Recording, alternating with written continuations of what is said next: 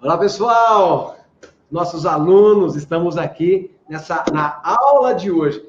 Para mim, para o Dunga, é uma alegria. Você não imagina a alegria que está e nós preparando a aula de hoje, nós pesquisando, estudando, para entregar para você ferramentas para que você possa se formar didaticamente, estrategicamente, um grande pregador, um grande palestrante, enfim. O tema da nossa aula de hoje, desse nosso curso de palestras de palestras e pregadores, eu quero entregar para vocês, eu e o Dunga, o tema: a fonte inesgotável, a Bíblia Sagrada. Bíblia Sagrada, essa fonte inesgotável. Como extrair tudo que você precisa de conteúdo para as suas palestras e pregações. Nós vamos tirar hoje, como o básico de tudo, a Sagrada Escritura. Só da Bíblia nós vamos falar hoje. Você vai pregar e precisa de conteúdo. Precisa extrair da Bíblia aqui uma mensagem para o teu grupo de oração, para o seu testemunho, para uma palestra. Porque em 2 de Timóteo, capítulo 3, e versículo 16, Paulo escreve para Timóteo. Está escrevendo para mim, para você. No dia de hoje, Paulo escreve para nós. Toda a Escritura, Timóteo, toda a Escritura, Astro, toda a Escritura, Dunga, ela é inspirada por Deus e útil para ensinar, para repreender, para exortar, para corrigir, para formar na justiça. Por ela, o homem de Deus se torna perfeito e capacitado. Quer se capacitar? A Sagrada Escritura. Para toda boa obra. E qual que é o objetivo dessa boa obra, que é esse nosso curso? É formar palestrantes e pregadores para essa nossa Igreja Católica Apostólica Romana. Não é mesmo, Dunga? A palavra de Deus hoje vai ferver no nosso coração. Vai queimar o nosso coração. Ela vai arder, né, como uma brasa que arde no peito, porque, nós fomos aprendendo isso ao longo da nossa caminhada, Astromar, que é prazeroso, né? Causa, assim, um gozo espiritual você lançar os seus olhos sobre a Sagrada Escritura e se dedicar, né? Nós que somos leigos, nós não tivemos a oportunidade de, por exemplo, como os padres, de passar anos dentro de um seminário e ter horas e horas e horas de estudo, fazer filosofia, teologia, de fazer assim estudos aprofundados mesmo, e depois da ordenação de irem, por exemplo, aos Estados Unidos, ou a Roma, ou a Alemanha, para se aprofundar em determinados temas. Nós leigos precisamos correr atrás, a verdade é essa. A gente precisa cavar tempo entre um dia e outro, entre uma folga e outra, encontrar no nosso dia um momento com a palavra de Deus. Então, nós estamos falando com pessoas, Astro, que trabalham, né? Às vezes em horários de revezamento, né? Das 2 às 6, das 6 às 2, das 2 às 10, pessoas que têm poucas folgas, pessoas que trabalham o dia todo, chegam em casa cansados, mas nós leigos, nós somos, assim, verdadeiros heróis, né? Eu não estou olhando para pessoas que vivem em comunidade, como eu vivi muitos anos em comunidade, que você tem, por regra de vida, de se dedicar um tempo. Então, é dado a você aquele tempo para você sentar e ler a Bíblia. Então, é uma situação muito propícia, né? Mas nós estamos falando com pessoas que lutam, né? Que pegam ônibus, metrô, trem, que vai e volta, e que trabalham a semana toda, e aí sábado, domingo folgam, chegam à noite cansado em casa, mas você é chamado a ser um pregador, você é chamado a ser um palestrante. E nós precisamos ir a fundo na fonte. E a fonte inesgotável chama-se Sagrada Escritura, é a Bíblia. Então, o Astro acabou de ler para vocês, dizendo, né, que toda a Escritura é inspirada por Deus e útil para ensinar, para repreender. Olha só o que também está escrito no comecinho do livro de Josué. Olha só que bom, que lindo isso aqui. Olha só. Ser firme e corajoso, porque tu has de introduzir esse povo à posse da terra que jurei dar a seus pais. Tenha ânimo, pois, e ser corajoso, para cuidadosamente observares toda a lei que Moisés, o meu servo, te prescreveu. Não te afastes dela, nem para a direita, nem para a esquerda, para que sejas feliz em todas as suas empresas. Traze sempre na boca as palavras deste livro da lei. Medita-o dia e noite, cuidando de fazer tudo o que nele está escrito. Assim prosperarás em teus caminhos e serás bem-sucedido. Olha que coisa linda. Então, além de nós adquirirmos o conhecimento através do estudo da palavra, da Bíblia, nós temos um benefício pessoal. A nossa vida muda quando nós nos dedicamos à palavra de Deus. E na função de pregadores, mais ainda. Porque você vai estar em contato, e aí você vai estabelecer a rotina de estudo de Bíblia que você pode, dentro, eu não vou dizer para você que você tem que estudar 1 hora por dia, 40 minutos, porque eu não conheço o seu dia a dia. Quantos trens, quantos metrôs, quantos ônibus, ou quantos quilômetros você anda para chegar no trabalho, para ir, depois para voltar. Então eu não posso colocar um peso sobre você que talvez nem eu mesmo conseguisse carregar se eu estivesse no seu lugar. Mas o importante é que cada um de nós encontremos no nosso dia a dia o momento de estar com a palavra de Deus. Porque esse é um curso para pregadores e palestrantes.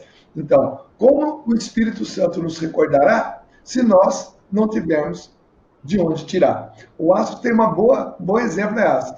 Os milagres que Jesus fez dos peixes, tinha que ter alguma coisa para ele multiplicar. Porque antes de ser pregado, Espírito Santo me recorda. Mas recordar o quê? Você tem que estudar primeiro. O Espírito Santo só recorda aquilo que está dentro de nós.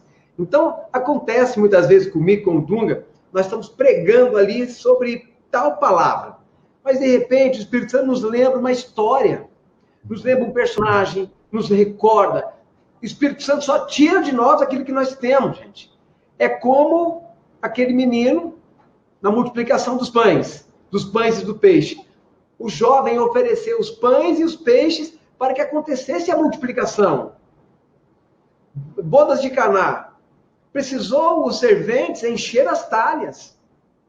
Encha a sua talha para que se transforme no mais nobre, no mais saboroso de todos os vinhos. Então é essa a obra do Espírito Santo em nós. Primeiro, nós temos que nos apaixonarmos pela Sagrada Escritura. Tenha uma vida regrada na Sagrada Escritura. Coloque a Sagrada Escritura, o estudo da palavra todos os dias. Eu e o Dunga costumamos falar muito que nós precisamos ter pelo menos umas 10 pregações prontas. Eu tenho um caderno com todas as minhas pregações, desde quando eu comecei a pregar. Todo ano eu tenho um caderno. Todo ano eu estou fechando um caderno esse ano, 2019. 2020 eu já ganhei um caderno escrito meu nome, e ali eu coloco todas as pregações minhas. Todas as pregações e está ali. Então nós precisamos ter pelo menos 10 pregações prontas. Nós vamos passar isso para o final hoje, nessa nossa aula.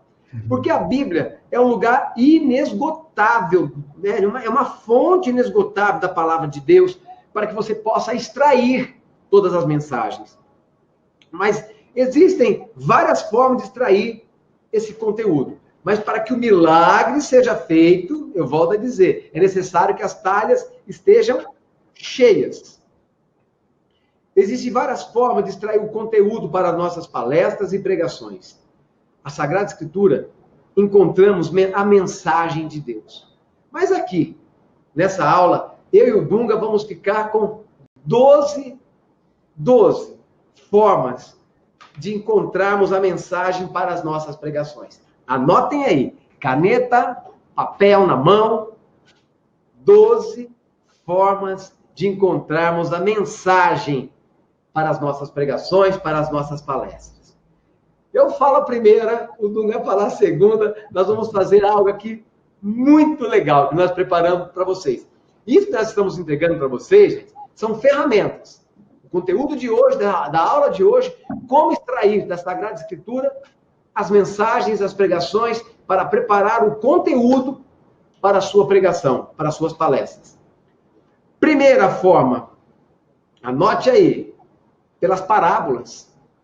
As parábolas que Jesus contava, as parábolas do livro de São Mateus, do Evangelho de São Mateus, são muitas parábolas, né? Essas parábolas, gente, nós sabemos que Jesus contava para ilustrar toda e qualquer pregação de Jesus. Todo o ensino de Jesus era pautado demais, gente, nessas parábolas, tá? Então, hoje, as parábolas para nós servem como uma história. Então, você quer lá, hoje eu vou pegar uma parábola de Jesus. A parábola do joio e do trigo. A parábola do filho pródigo. A parábola da moeda perdida. A parábola da ovelha perdida. Então, você pode escolher uma parábola. Quer falar sobre o amor de Deus, sobre o pecado? Olha ali, o amor do Pai misericordioso, a parábola do filho pródigo, a parábola da ovelha perdida, a parábola da moeda perdida, tudo isso em Lucas capítulo 15, as 3 parábolas, a moeda perdida, a ovelha perdida e o filho que se perdeu. Então você vai ali, só ali você já encontra 3 parábolas em Lucas capítulo 15. Sabe quantas parábolas tem a palavra de Deus? 38 parábolas que Jesus utilizou para ministrar os ensinos. Primeiro, número 1, parábola. Número 2, Dunga.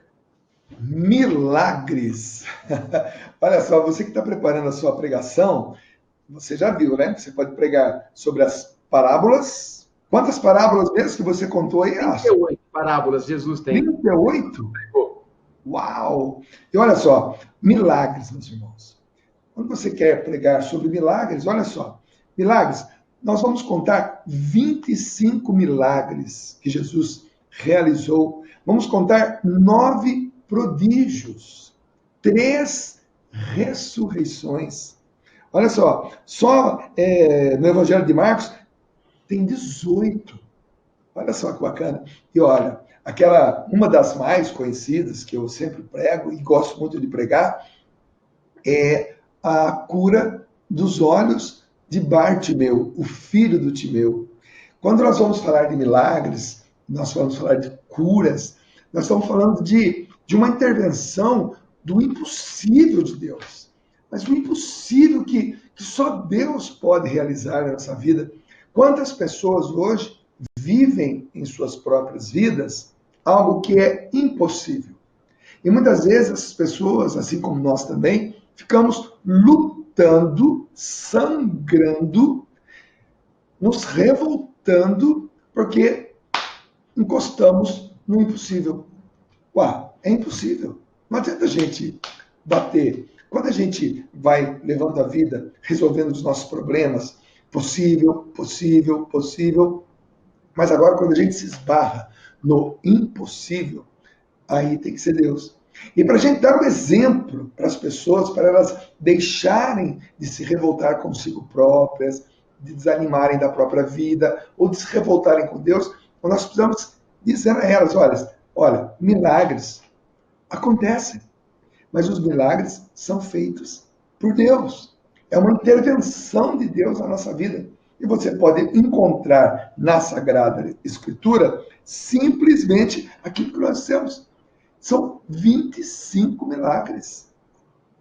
É muito milagre. Você pode escolher qualquer um. E você pode pregar, e você pode encher o coração das pessoas de esperança. Porque é o que as pessoas mais precisam. E o Astro sabe disso, porque a gente anda por esse Brasil afora. As pessoas têm suas necessidades, sim, claro. Né? Estão doentes, estão desempregadas, mas elas estão desalentadas.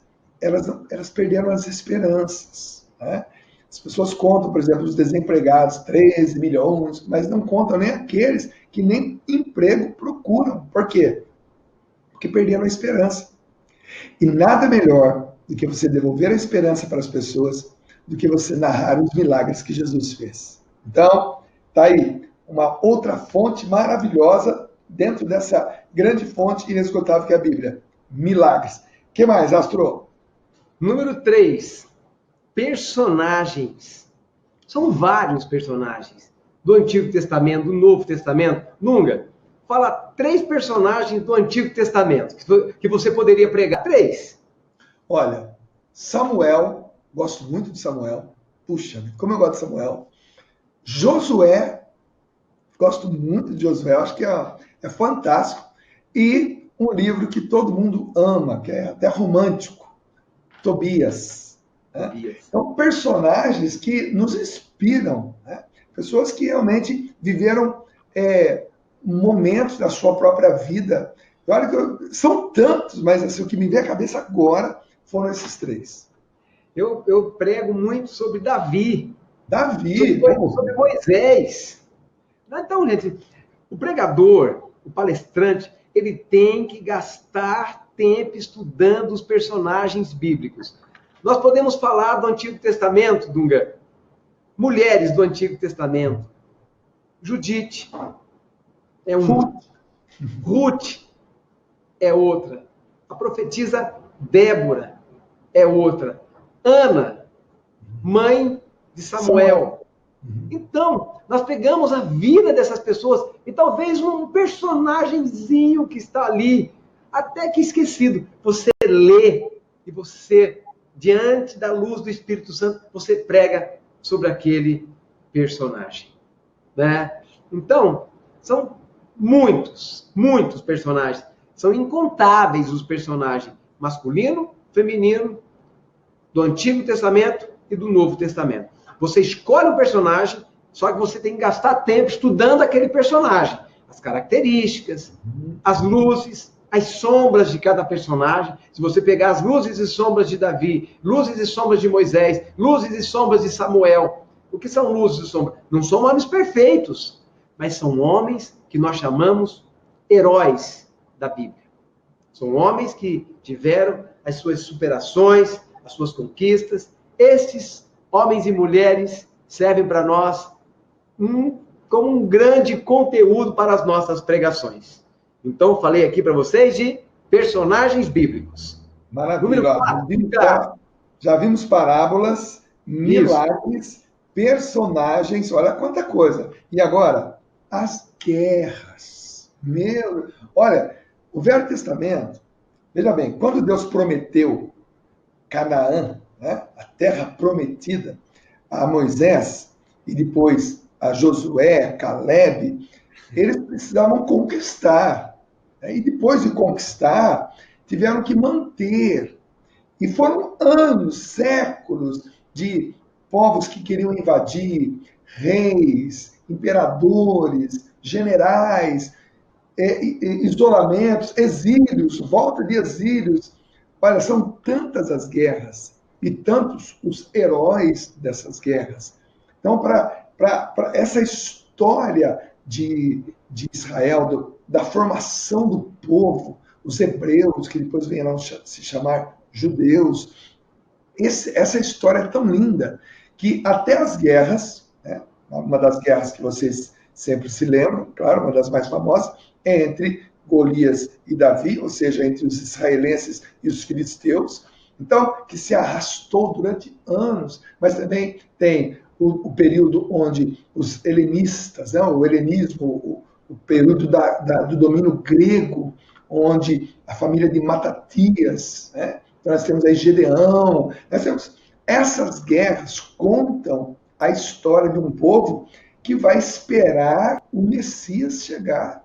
Então, as guerras, é interessante, quando nós vamos a Israel, por exemplo, nós vamos no Monte Tabor.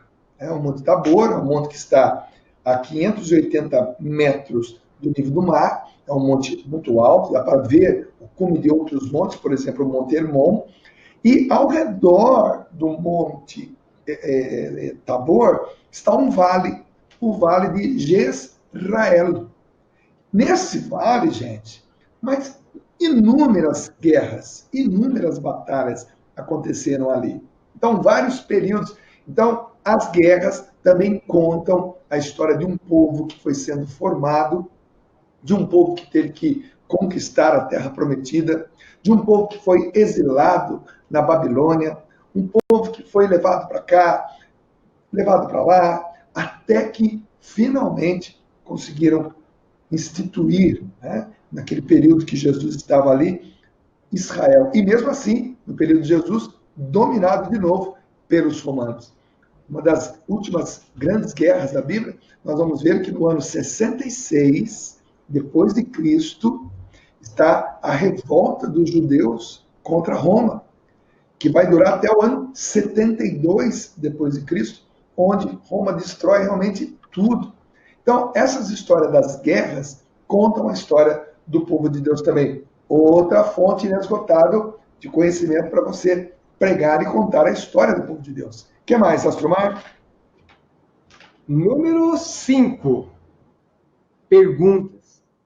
Jesus, ele não respondia. Jesus perguntava.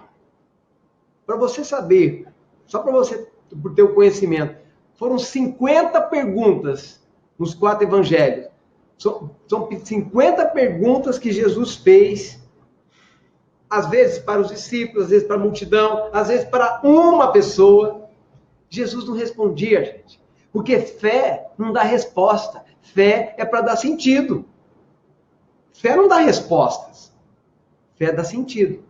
Por isso que Jesus não respondia. Jesus perguntava, fazia as pessoas pensarem.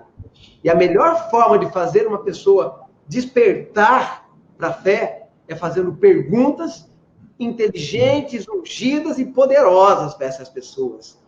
Jesus, por exemplo, ele perguntou para os discípulos, e vós? Quem dizeis que eu sou? Perguntou para os 12 ali, e vós? O povo está falando que eu sou isso, mas e vós? Quem dizeis que eu sou? Ele perguntou para Pedro, individualmente, Pedro, tu me amas? Ele perguntou para Maria Madalena no sepulcro, quando ele ressuscitou em João, capítulo 20. Mulher, por que choras? E depois Jesus, no momento em que muitos o abandonaram, eles eram 120 e ficaram apenas 72, 12, enfim, Jesus falou para os seus discípulos, e vós? Também não quereis partir? Vocês são livres. E vós não quereis partir? Jesus perguntou, por que vocês me seguem? Perguntou aos seus discípulos. Na ressurreição de Lázaro, em João capítulo 11, onde está o morto? Olha que pergunta poderosa para nós hoje. Se eu perguntasse para você numa pregação, aí dentro de você, onde está Lázaro morto? Onde está o morto? Então são perguntas que Jesus fez para que nós pudéssemos também hoje, nas nossas pregações, utilizarmos desse recurso. É necessário estudar não só a pergunta, gente. Não é guardar a pergunta. João capítulo 11, ele pergunta para Marta e Maria, onde puseste o morto? Onde está o morto? Onde está Lázaro? É necessário estudar o contexto, tá? Toda pergunta, não esqueça, é necessário estudar o contexto daquela pergunta. Dungão, já foram 5. Olha, já vimos parábolas, milagres, personagens, guerras e perguntas. E agora, diálogos. Olha, é fantástico. Os diálogos de Jesus, gente. Olha, o diálogo de Jesus com a samaritana. O diálogo de Jesus com o jovem rico. O diálogo de Jesus com Pedro, lá em João capítulo 21. Pedro, tu me amas? É uma pergunta, mas também é um diálogo. Um dos diálogos mais profundos que Jesus teve, gente, foi com a sua própria mãe. Maria disse, Jesus, ele não tem mais vinho. Jesus responde, mulher, que tem a ver com isso? Não chegou a hora ainda. Olha só que diálogo forte. E o diálogo de Jesus com Nicodemos? Nossa, na calada da noite, Nicodemos era o príncipe dos judeus. Sabe o que é isso? Ele era o chefe do sinédrio. Jesus, conversando com Jairo, com a hemorroísa, para um ele disse, não temas, crê somente. Para outra, ele diz assim, vai em paz, tua fé te salvou. A conversa que ele tem com os dois, esses diálogos de Jesus, podem trazer à sua pregação um conteúdo fantástico. Se você tirar um dia, só um dia, para estudar um desses pontos que nós estamos apresentando a você, olha, você tem pregação para um ano. Para um ano, sem repetir. Sem repetir. Todos os finais de semana, ou todo meio de semana no grupo de oração. Se você parar para ouvir, para ler, para meditar os diálogos de Jesus, você vai ficar espantado com o teor dessas conversas. Quando Jesus, dialogando ali com, por exemplo, o paralítico na piscina de Betesda, gente, é lindo, é maravilhoso. Então, anota aí para que você possa mergulhar nesses diálogos. E é claro que quando você mergulhar nesses diálogos, você também vai começar a dialogar com Jesus. Você vai nascer dentro de você. Vou te dar um testemunho pequeno. Hoje pela manhã, eu sabia que nós iríamos estar aqui fazendo essa aula para você, e logo pela manhã eu fui adorar o Senhor. E eu fiquei tremendamente emocionado na minha adoração hoje, porque eu comecei a dialogar com Jesus. Eu falava e imaginava a resposta dele. Ouvia com o coração. Falava mais um pouquinho e ficava tentando ouvir a sua voz. Eu dialoguei com Jesus ali. Falei das minhas aventuras com ele, quando eu fiquei perdido numa rodoviária velha lá na Argentina, no fundo da Argentina. Quando eu voltei para casa e meu pai já tinha sido enterrado, fui dialogando com Jesus. Os diálogos que nós lemos os diálogos também que nós fazemos. São os diálogos também que nós fazemos. Então, meus irmãos, está aí. Fonte maravilhosa. Diálogos. O que mais, meu amigo Astromar? Número 7. Discursos.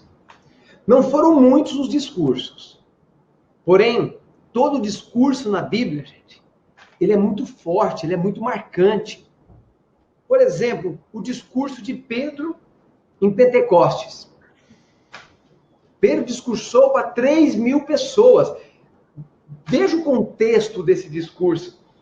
Eles receberam o batismo no Espírito Santo, receberam o Pentecostes ali no cenáculo, e Pedro imediatamente desceu, porque eles estavam em festa, os judeus todos reunidos em festa. Pedro teve um discurso de 3 minutos. Ele converteu 3.000 pessoas. Olha que interessante. Olha que forte. Ali nasceu a igreja.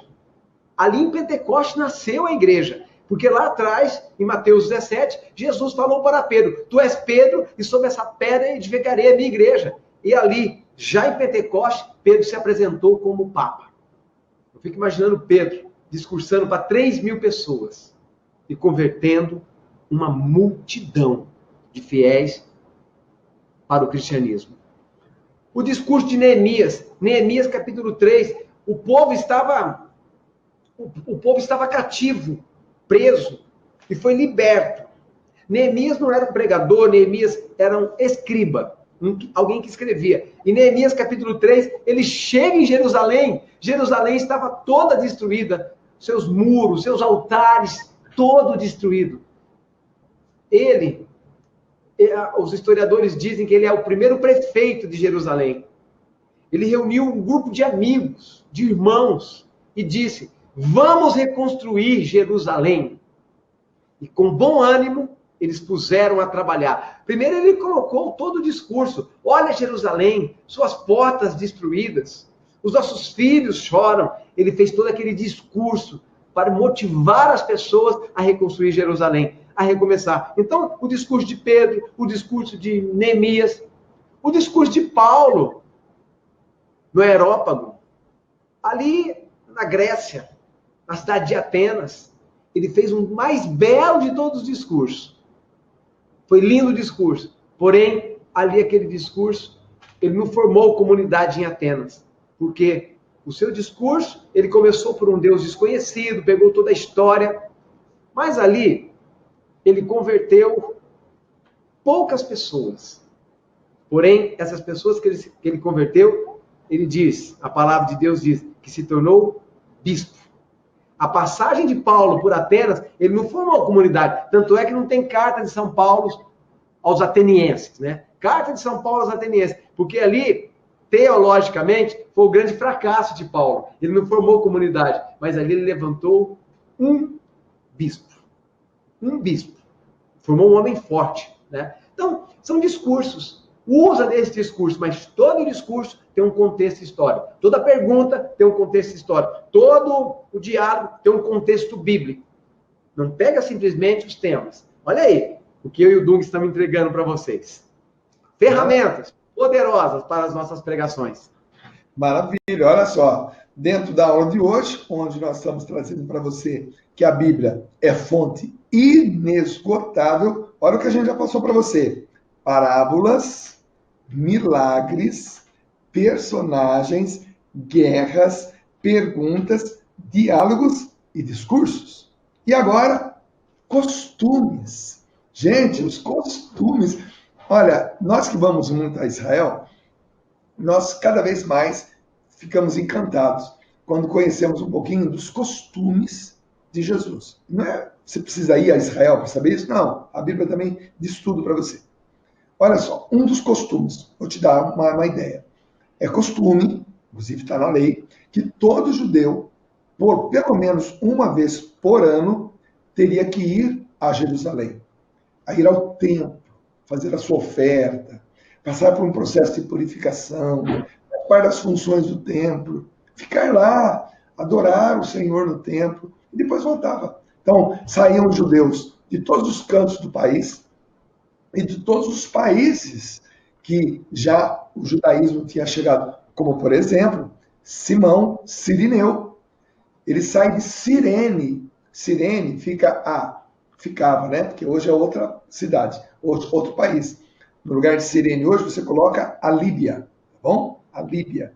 A Líbia está a 1.600 quilômetros de Jerusalém.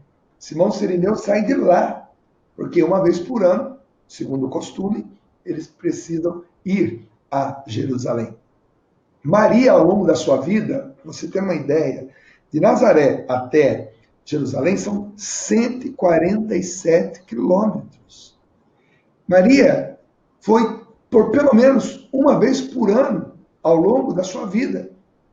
48, 49, 50 anos. Arredondando, Maria caminhou mais de 14 mil quilômetros. Gente, por quê? Porque era costume ir a Jerusalém uma vez por ano. Era costume, por exemplo, na Santa Ceia, né, que nós temos a famosa Santa Ceia, na ceia de Páscoa, dar o pão embebido no molho a uma pessoa. E só depois que essa pessoa provasse daquele pão é que poderia começar a ceia. O que acontece na Santa Ceia? Jesus diz, um de vós irá me trair. Pedro pede para João perguntar a ele. Ele reclina a cabeça no coração, no peito de Jesus e pergunta, quem vai te trair, mestre? Ele diz, aquele que eu der o pão embebido.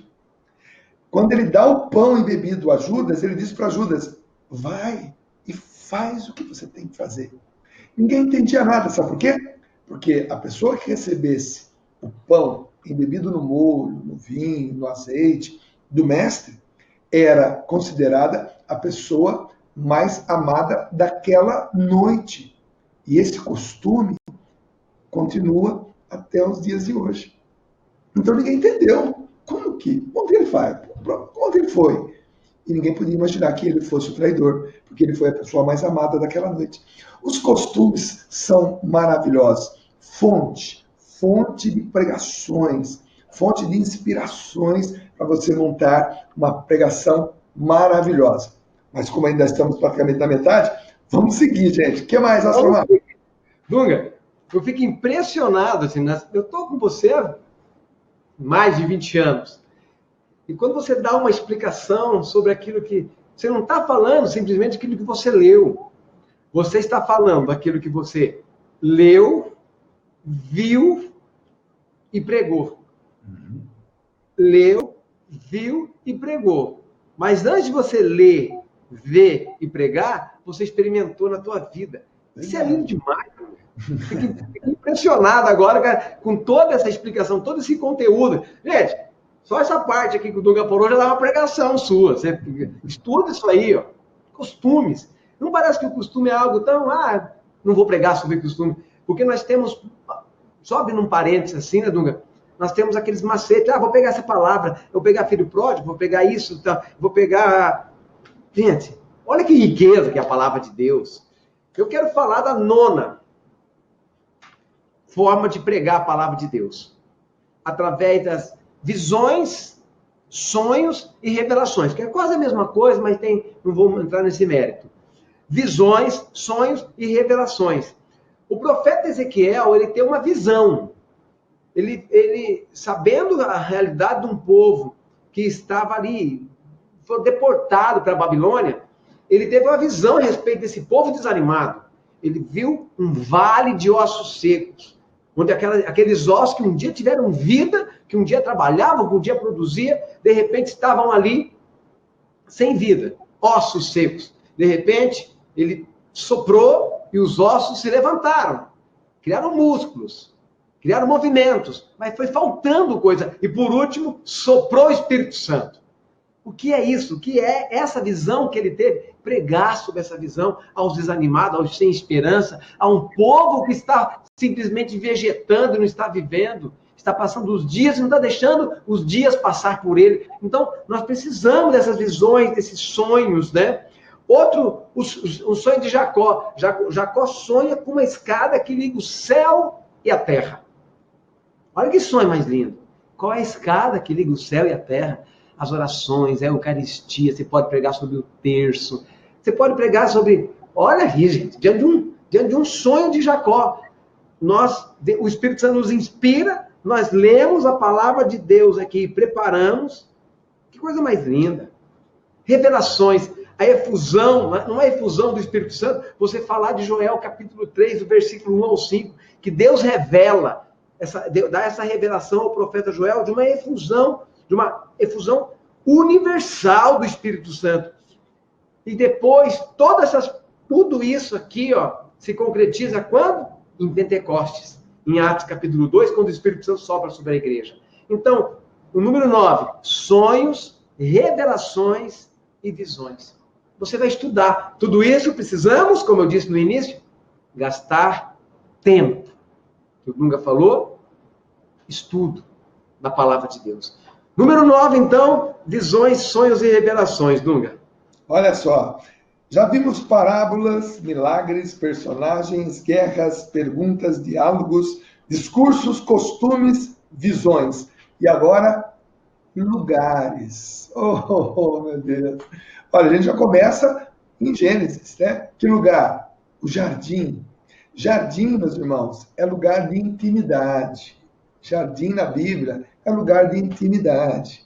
Montanhas, cume das montanhas, lugar de oração. Vales, lugar de guerra. Né?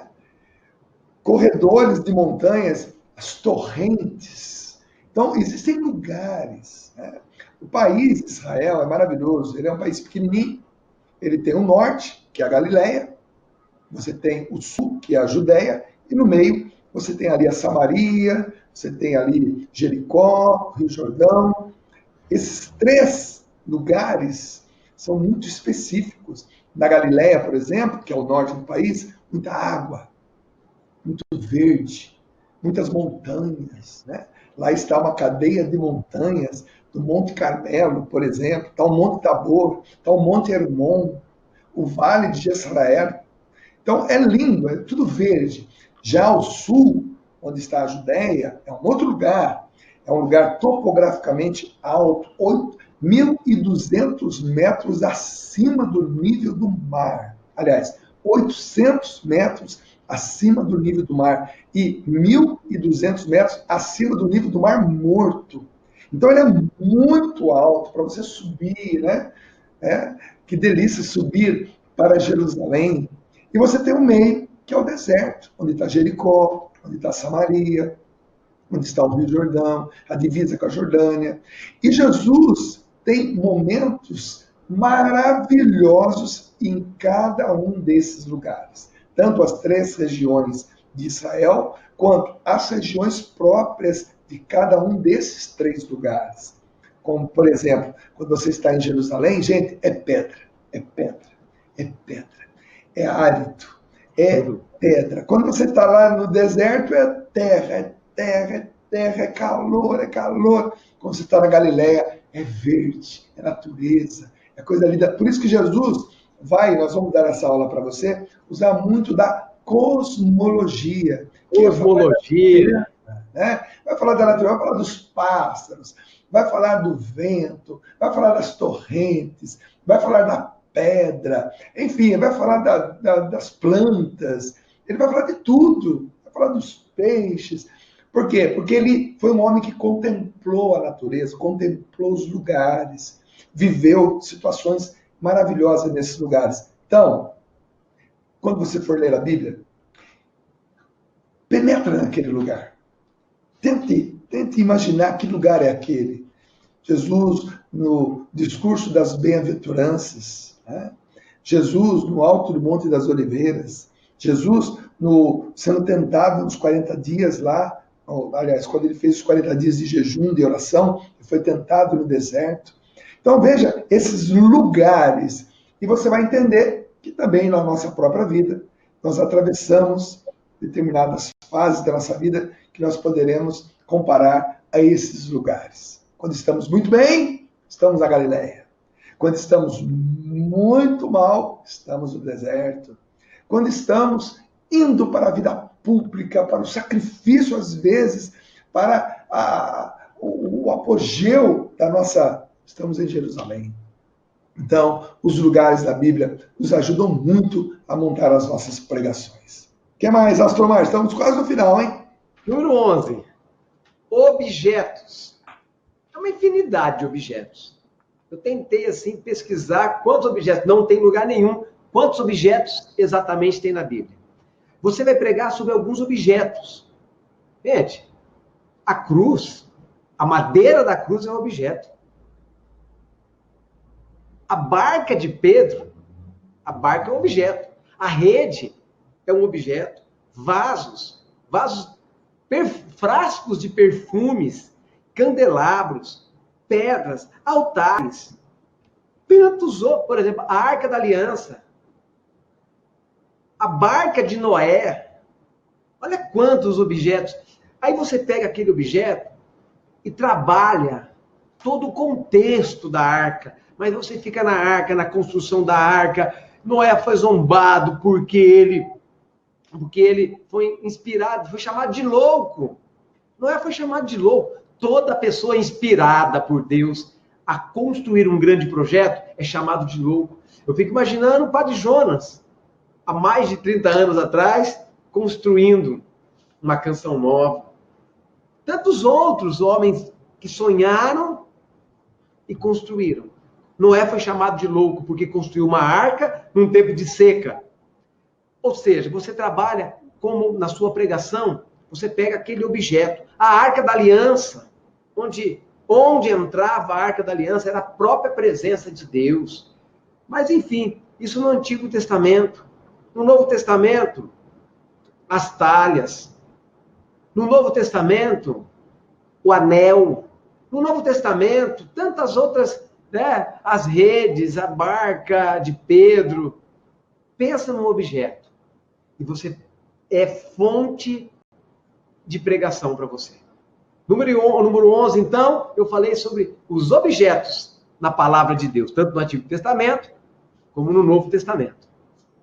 Olha só, já vimos parábolas, milagres, 2, personagens, 3, guerras, 4, perguntas, 5, diálogos, 6, discursos, 7, costumes, 8, visões, 9, lugares, 10, objetos, 11, E agora, a 12ª, orações. Quantas orações maravilhosas nós encontramos na Bíblia.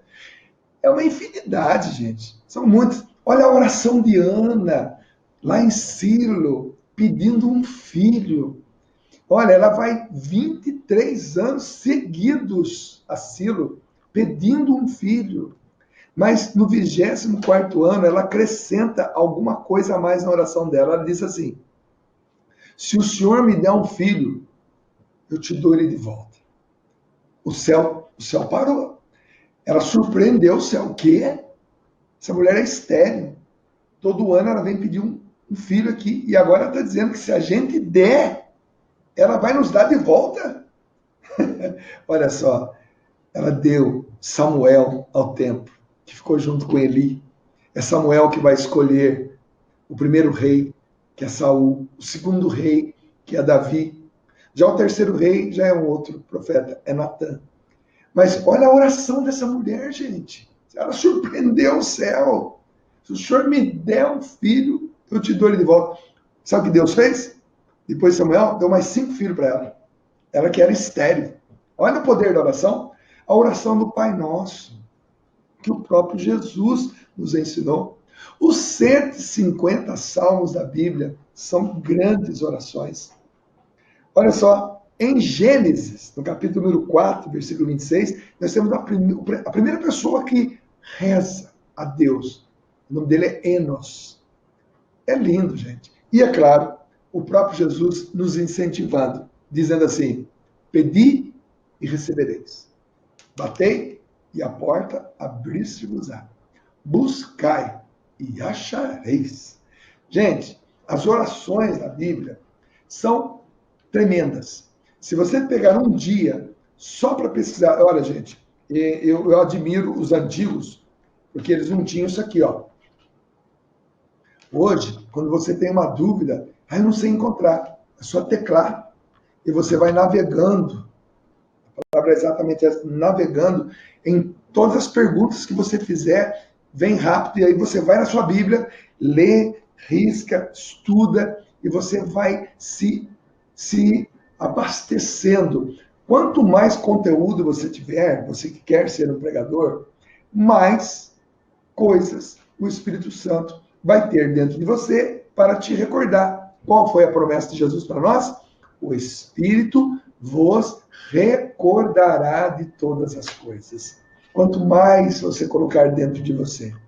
Nós demos a você aqui 12 situações, mas eu tenho certeza que se a gente for procurar mais, vai ter muito mais.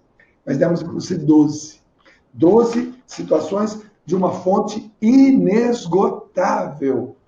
Então, você quer ser pregador? Você quer seguir essa caminhada onde nós, eu e o Astromar, já estamos há 30 anos pregando a palavra de Deus? Começamos ainda jovens. Hoje não somos mais tão jovens assim. Já sou avô, sabia? O Astromar, daqui a pouco vai ser avô também. Se Deus quiser. Casando e tudo mais. O tempo passou e a gente só foi se apaixonando pela palavra de Deus. Olha, é normal, olha só, Astromar, que interessante. Tem muitas pessoas que chegam para nós e falam assim: qual foi o evangelho de domingo passado? É uma covardia fazer essa pergunta. É claro que a gente não se lembra. Porque nem todo mundo tem essa capacidade de se lembrar de coisas que foi falado. Isso não quer dizer que o evangelho não esteja dentro de você. Sabe quem vai lembrar você disso? Não é a pessoa que te perguntou qual é o evangelho da semana passada. Sabe quem vai lembrar você disso? O Espírito Santo. O Espírito Santo vos recordará de todas as coisas. Então não é simplesmente responder uma pergunta: eu lembro, eu sei, o evangelho foi tal. Não é tão necessário isso, não, fique tranquilo. Quando alguém, de uma maneira, na minha opinião, errônea, te fizer essa pergunta para prevalecer sobre você, fica tranquila. Só diga: não me lembro. Porque não é ele que vai fazer você se lembrar. Mas no devido momento, o Espírito Santo, que está dentro de você, vos recordará. Você vai se lembrar daquela passagem e você vai procurá-la na sua Bíblia. em um dos evangelhos, em um dos livros, em um dos salmos, no Velho ou no Novo Testamento. O Espírito Santo te recordará de todas as coisas. Maravilha, Astro? Maravilha! Você pode pensar que ficou só na teoria. Vamos passar isso para a prática aqui nesse final dessa aula. Final dessa aula, toda aula tem homework, tem lição de casa. Lição de casa. Diante desses 12